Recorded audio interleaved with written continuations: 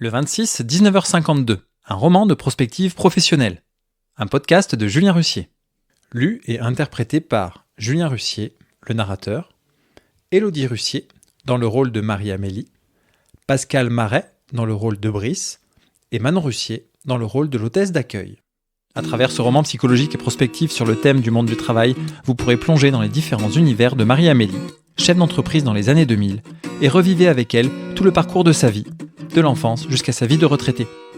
Chaque 26 du mois à 19h52, venez écouter un nouveau chapitre de ce roman de prospective professionnelle et votez pour choisir l'orientation que vous souhaitez donner au prochain chapitre de l'histoire. Au cours du chapitre précédent, Marie-Amélie est replongée dans son souvenir du 25 décembre 1991. Elle y redécouvre le plaisir d'ouvrir la montagne de cadeaux qu'elle recevait, elle et son frère Brice, à chaque Noël et anniversaire. La joie fut interrompue par l'arrivée de Christian Jacqueron, le bras droit de Jean-Paul, leur père. Il y avait une grève dans l'entreprise familiale du Ham. Jean-Paul décida alors d'entamer à cette occasion l'initiation de son adolescent au pilotage de l'entreprise. Marie-Amélie, du haut de ses 9 ans, voulut s'initier à la table de travail, mais l'initiative fut balayée d'un revers de main par son père. Le 26, 19h52. Chapitre 4. Seulement 7. Le hall du MRE Center était toujours aussi glacial et tristement vide d'animation. Un parfum de synthèse embaumait les lieux à la mode des magasins de vêtements branchés des années 2010. Cela rappelait à Marie-Amélie les week-ends en amoureux qu'elle passait à l'époque avec son mari, Nicolas, pour échapper au stress du travail et aux cris des enfants. À ses pensées, les larmes lui emplirent les yeux jusqu'à glisser délicatement le long de sa joue. « Quelle soirée !» se disait-elle alors en avançant vers l'hôtesse, qui l'avait accueillie quelque temps auparavant. Ses pas étaient lents et souples, comme au ralenti. Cette sensation de légèreté lui était méconnue mais agréable. Elle s'essuya les yeux du bout de ses doigts, avant d'arriver vers l'hôtesse.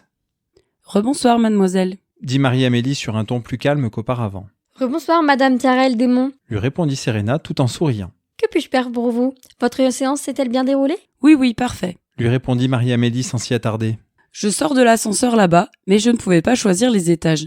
Je souhaite rejoindre ma fille Katniss au 121e, s'il vous plaît. » « J'ai bien peur, madame, que cela soit impossible. L'on doit disposer d'une habilitation pour monter dans les étages supérieurs du centre. Voulez-vous que je lui fasse part de votre demande ?»« S'il vous plaît, oui. » lui rétorqua-t-elle. La jeune femme s'empressa alors de tapoter sur son écran. À peine quelques secondes plus tard, le téléphone de Marie-Amélie se mit à vibrer dans la poche du manteau qu'elle tenait sur son avant-bras. Elle récupéra l'appareil et regarda la dernière notification. Katniss, message Wind. « Coucou maman, tu ne peux pas monter dans la tour. Je suis désolée. Je suis en plein travail. Je t'avais dit de m'envoyer un message à ta sortie. Bien passé ce Noël dans ta tête ? Marie-Amélie, message Wind. Je ne comprends pas vraiment ce que ça va m'apporter. Je suis déçue qu'on ne puisse pas en parler ensemble ce soir. Il faut vraiment qu'on se voit rapidement, s'il te plaît. Katniss, message Wind. Je finis demain à 6h, mais je pars dans la foulée à la gare de Speedloop. Nous allons au parc Hopland avec les enfants. Je t'appellerai dans la soirée. Bisous maman. Marie-Amélie, message Wind. Quelle vie, ma Kat. Tu dors de temps en temps ? Marie-Amélie était intriguée par le planning ininterrompu de sa fille. Elle attendit là quelques minutes, assise sur l'un des canapés, revêtue d'un velours gris montagne, installé de part et d'autre de la grande salle. Son dernier message restait sans réponse. Elle regarda une nouvelle fois son écran de téléphone vide, puis se résigna. Elle se leva, triste, se retourna et adressa à Serena un bonsoir amical, accompagné d'un petit signe de la main. Au revoir, madame. Je vous souhaite une excellente soirée. À demain. »« À demain » lui répondit Marie-Amélie machinalement, avant de sursauter. « Comment ça, à demain » l'interrogea-t-elle alors. « Katniss ne vous a pas expliqué ? L'expérience se déroule tous les jours à la même heure pendant 1 semaine. C'est très important de bien suivre le protocole pour la réussite complète du soin. Cela vous pose-t-il un problème d'organisation, madame ?» Marie-Amélie était sonnée. Katniss l'avait embarquée dans cette aventure en omettant quelques détails d'importance. Évidemment contrariée, elle fit malgré tout un signe de la tête à l'hôtesse. Elle lui fit comprendre d'un petit pincement de lèvres qu'elle respecterait le processus. La jeune femme lui sourit alors poliment. Marie-Amélie se retourna, enfila son manteau, son écharpe et ses gants, puis s'en alla. De retour chez elle, Marie-Amélie alluma le poêle à bioparticules pour se réchauffer. L'appareil utilisait comme comburant les résidus filtrés des déchets domestiques et des eaux usées. Le système avait été une véritable révolution en 2035. Issu de nombreuses années de recherches intensives, il était le fruit d'une constructive collaboration internationale à la suite de la COP32 qui s'était tenue à Reykjavik en 2027. Elle était particulièrement attachée à son poêle, car elle avait eu l'honneur d'être invitée à participer à l'élaboration industrielle du projet au titre de consultante titrée « Production France ». La technique avait très fortement contribué à inspirer le développement des projets environnementaux colossaux SOP 2040, Save Our Planet. Ceux-là même qui avaient permis à une certaine Greta Thunberg de mener à bien la transition écologique au niveau mondial en rendant chaque maison, appartement, entreprise ou bâtiment autonome en énergie et neutre écologiquement dès 2048. Marie-Amélie se réchauffait donc, confortablement installée dans son canapé. Le mobilier, contrairement au système de chauffage ou d'énergie, n'avait quasiment souffert d'aucune innovation majeure depuis plus d'un siècle. Elle se remémorait alors cette scène de Noël 1991 qu'elle venait de revivre quelques heures auparavant. Que devait-elle comprendre de la thérapie ? Elle ne se rappelait rien de plus de cette journée, ni des suivantes d'ailleurs. Elle devait en avoir le cœur net car le lendemain, elle devait retourner en séance. Elle mit un point d'honneur à comprendre pourquoi, sur seulement 7 séances de thérapie, il y en avait une sur ce moment précis spécifiquement. Soudain, le mug de thé vert à la menthe qu'elle tenait à la main tomba au sol dans un bruit cristallin. Marie-Amélie s'était assoupie un instant et avait échappé la tasse portant le logo Mickey 1992. Les morceaux éparpillés au sol ne laissaient entrevoir aucune chance de recoller un éventuel semblant de récipient. « Mais bien évidemment !» s'écria-t-elle en observant la petite souris américaine décomposée à ses pieds. « Brice !» La tasse brisée au sol lui avait été offerte par ses parents lors de leur séjour à Euro Disney dès l'ouverture du fameux parc d'attractions en avril 1992. Le voyage était la petite surprise supplémentaire que Jean-Paul avait faite à sa famille au soir du 25 décembre 1991. Elle se souvenait du sourire béat et stupide que son grand frère ne parvenait pas à dissimuler à cette annonce. L'odeur de menthe investissait tout l'espace. Marie-Amélie ramassa alors les morceaux en s'agenouillant au sol. Elle se remémorait le séjour qui resterait sans aucun doute un des plus beaux moments en famille de son enfance. Avec un brin de nostalgie, elle se releva et s'en alla jeter les miettes de souvenirs à la poubelle. Pas besoin d'un objet, les souvenirs sont dans la tête, se dit-elle alors. Marie-Amélie s'approcha de l'ITV accroché au mur du salon.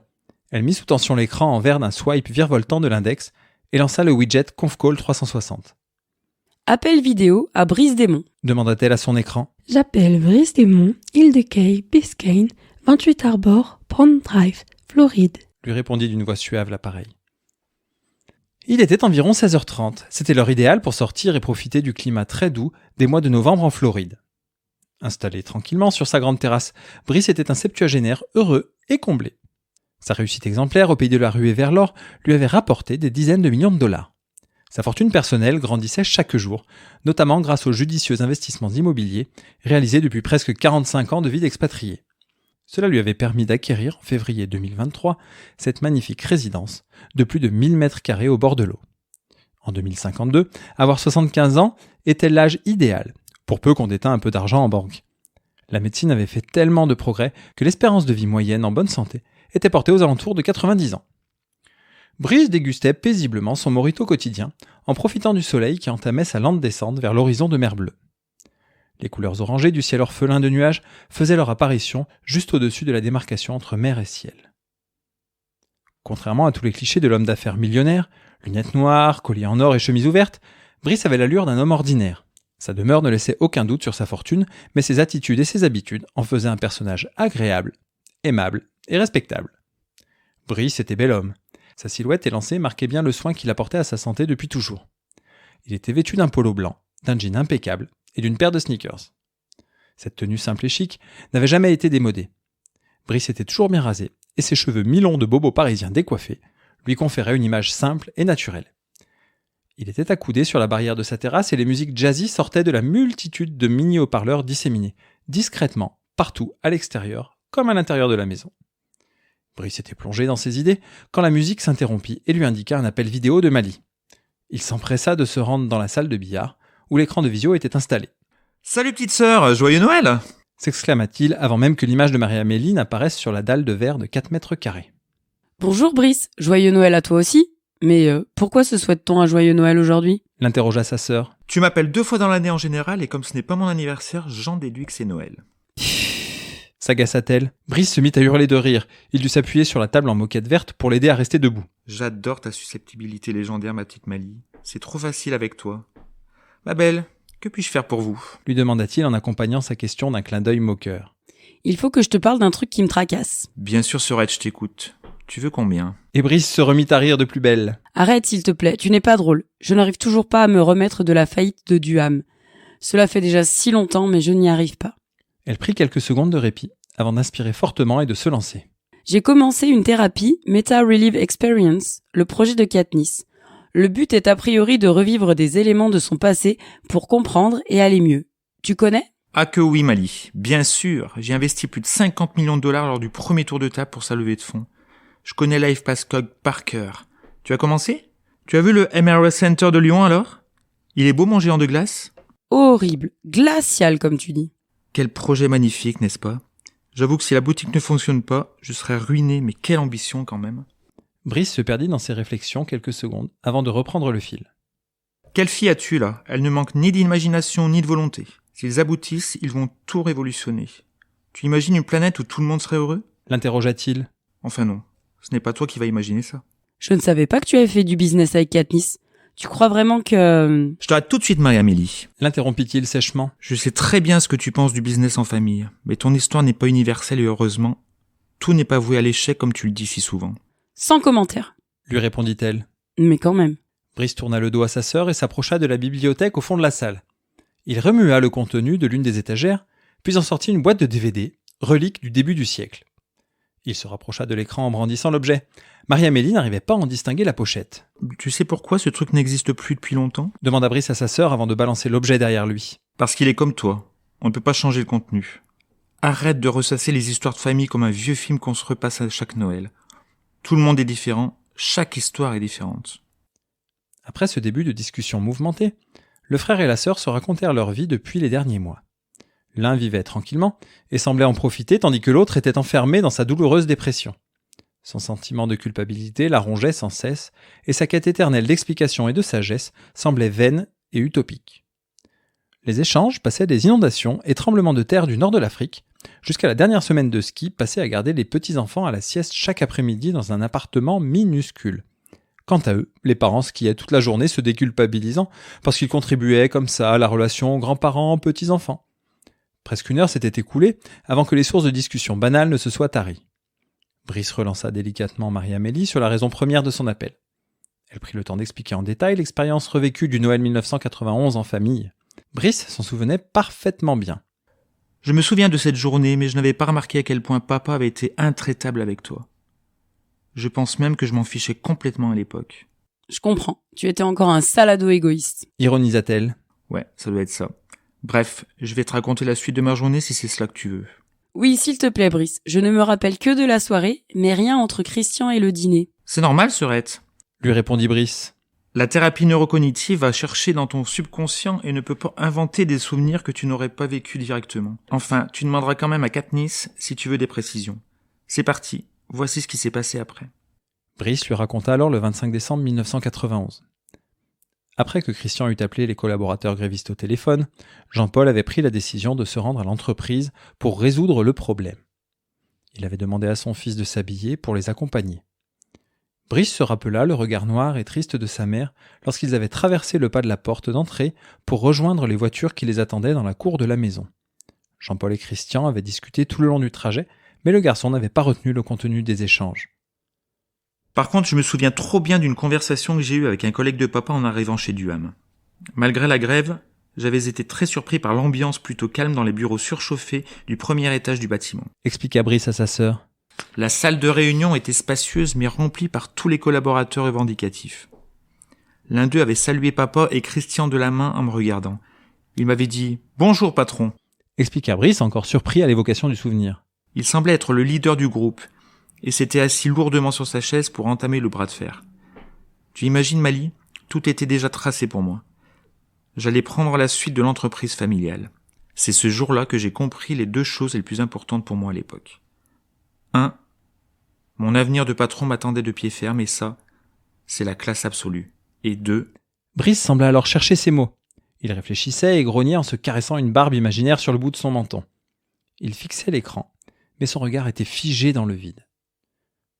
Les secondes s'égrenaient lentement. Puis Marie-Amélie l'interpella. « Allô, je suis là. » Ah oui, Mali. Lui répondit Brice dans un petit sursaut. J'en étais où? Oui, deuxièmement. Comment dire? Je n'ai pas compris tout de suite, mais j'ai ressenti un gros malaise. Cela faisait 2 fois en 1 heure qu'on me parlait de mon futur chez Duham alors que j'étais très loin d'envisager autre chose qu'une partie de jeux vidéo. Brice parlait de plus en plus vite. Bien sûr que j'étais fier et heureux, mais j'ai eu l'impression de ne plus avoir le choix. Comme si j'étais enfermé dans un avenir tout tracé. Je n'allais pas non plus me plaindre, car un avenir comme ça, même contraint, est plus proche du rêve que du cauchemar. C'est quand même mieux que de se faire traiter de petite fille inutile, non ? Lança la sœur. Évidemment, Mali. Mais tu sais, déjà tu étais une fille et en plus tu étais la plus petite. Brice hésita, puis reprit sans finir sa phrase. Et puis ça m'allait très bien comme situation. Je le reconnais facilement. On était quand même pas malheureux tous les deux, hein ? Oui, c'est vrai, tu as raison. Lui répondit Marie-Amélie. Il s'agissait là du fameux « tu as raison », qui servait plus souvent à clore une discussion qu'à signifier un réel consensus. Marie-Amélie n'était pas plus convaincue de la perfection de l'enfance qui lui avait été offerte. Elle n'arrivait pas non plus à s'émouvoir des doutes existentiels de son grand frère, tellement la jalousie était encore forte en elle. Elle aurait pourtant pu être la mieux placée pour le comprendre. Ils échangèrent encore longtemps sur cet épisode, et notamment sur la gestion de crise de son père face au piquet de grève. Brice lui raconta comment Jean-Paul avait mis fin aux revendications en moins de 15 minutes. Ces hommes se plaignaient depuis déjà 3 ans que l'atelier n'était pas chauffé l'hiver et qu'ils travaillaient sous les 6 degrés beaucoup trop régulièrement, sous prétexte que l'entreprise ne gagnait pas assez d'argent pour entamer les aménagements de confort de la sorte. Bien évidemment, les bureaux étaient quant à eux chauffés de manière indécente, et cela se confirmait ce jour-là dans la salle de réunion. Leur père dut éteindre l'incendie de la grève avant que cela ne prenne des proportions incontrôlables en leur promettant une prime exceptionnelle en attendant que les travaux nécessaires soient faits au printemps. La grève s'interrompit alors instantanément. Tout le monde s'était serré la main chaleureusement avant de rentrer fêter Noël et la victoire. Brice se souvenait du trajet de retour et se rappelait très bien cette fois-ci des échanges entre Jean-Paul et Christian, son bras droit. Le patron n'avait bien entendu jamais prévu de faire les travaux tout de suite, de la même manière que l'entreprise n'avait jamais eu jusque-là de difficultés financières qui l'auraient empêché de faire installer du chauffage dans l'atelier de production. De toute façon, à l'époque, les collaborateurs n'avaient aucun moyen de connaître les chiffres réels de l'entreprise, et ils étaient contraints d'accepter ce qui leur était communiqué. Jean-Paul était souriant, heureux et satisfait. Il était même très fier d'avoir transformé une grève en occasion d'asseoir sa posture de patron altruiste. Brice avait compris l'habile jeu d'échecs de son père. Il lui faudrait maintenant effectuer les travaux quand même. Mais quelle leçon de management ! Tu appelles ça une leçon de management ? Interrogea Marie-Amélie surprise et agacée. C'est de la manipulation. Mais Mali, tu n'as toujours pas compris ? Prends le temps de bien réfléchir à ça, s'il te plaît. Brice prit le temps de respirer. Il se mit à marcher en regardant loin devant lui, avant de reprendre comme un professeur de philosophie qui chercherait à susciter une prise de conscience profonde de ses élèves. Ne peut-on pas se dire d'une manière ou d'une autre que le management serait le terme malhonnête et sécurisant de la manipulation sous sa forme la plus professionnelle ? Il est temps pour vous de voter pour la suite de l'histoire. Dans ce 4e chapitre, Marie-Amélie rentre chez elle, puis décide de contacter son frère, richissime businessman installé à Miami. Ils échangent alors sur les souvenirs de ce fameux Noël 1991 qui avait également laissé des traces dans la tête de Brice. Vous devez maintenant faire un choix. À la suite de sa discussion avec Brice, dans quel souvenir préférez-vous que Marie-Amélie soit plongée lors de la 2e expérience ? La gestion de la crise chez Duham pendant le Covid en mars 2020 ? Ou alors la fête familiale qui fit suite à l'obtention du double doctorat de Brice en juin 2000 ? À vos votes et au mois prochain pour la suite de l'histoire. Vous venez d'écouter un nouveau chapitre du podcast Le 26 19h52. C'est à vous de voter pour choisir l'orientation du prochain chapitre de l'histoire. Pour cela, vous avez plusieurs possibilités. Vous avez le site du podcast, vous avez les commentaires dans YouTube ou le site www.rcicoaching.fr. J'attends avec impatience vos votes afin de pouvoir continuer d'écrire l'histoire de Marie-Amélie. Je vous donne rendez-vous le 26 du mois prochain pour le prochain chapitre de l'histoire.